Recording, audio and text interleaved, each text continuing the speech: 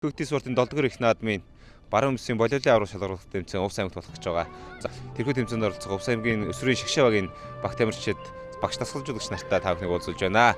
Манай өсвөрийн шгшээ багийнх нь тэмцээндээ бэлдээд Лотон нутгийн тэмцээн нэгтгэж байна. Энэ талаар одоо таас мэдээлэл өгөөч. За 2023 оны волейболын баруун өмсгийн хүүхдийн спортын наадам Увс аймгийн Төвлөгөн хотод эхлэхэд 2 хоол үлдээд байна.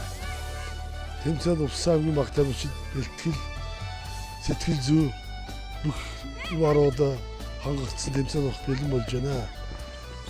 Тэмцээнд ховд говалтаа завхан зэрэг баян өлгийн зэрэг ус баруун аймгийн хүчтэй өрсөлдөж багуудаа Увсын өсвөрийн шгшээ багийн тоглоход одоо ойрхон болсон байна.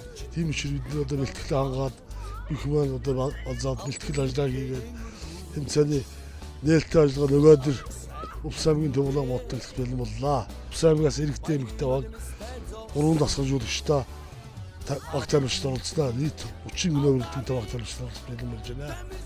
За энэ удаагийн тэмцээн ямар онцлогтой тэмцээн болно гэж та харж байна? Энэ удаагийн тэмцээн Улсын аврагын хотод хүүхдийн спортын наадам одоо хуучнаар бол 4 жил нэг удаа зохиогддог байсан. Монголын бүх ард түмний спартакиад бизнес урлагчдын спартакиад гэж явагддаг байсан бол одоо хүүхдийн наадам гэж зохиогддог байсан. 2 жил нэг удаа явагддаг байсан. Тэрүүгээр одоо Монголын хүүхдийн Олимпикс нутгатаагаараа бол маш хүчтэй өрсөлдөөнтэй сонирхолтой сайхан наадам болох хаа гэж бид бодож байгаа. Хэдэн баг яаж байна? Энэ удаа энэ хүүхдийн наадамд эхний 3 байранд оролцсон баг тамирчид Баянгор аймагт болох Улсын аврах шалгаруулах тэмцээнд оролцсноо. Энэ тэмцээнд оролцохын тулд Улсын хүүхдүүд багш тасгалжуулагчид бас идэвхтэй бэлтгэл хийж тэмцээнд бас амжилттай оролцсон байхаа гэж итгэж байгаа. Одоо манай шгшээ багийн бүрэлдэхүүнд аль сумуудаас аль сургуулиудаас бас хүүхдүүд ирж хамрагч байна. За энэ удаагийн наадамд манай аймгийн аврах шалгаруулах тэмцээндээс бид хүүхдээ сонгон шалгуулж авсан. Одоо 15-16 настай хүүхдүүд ч байна.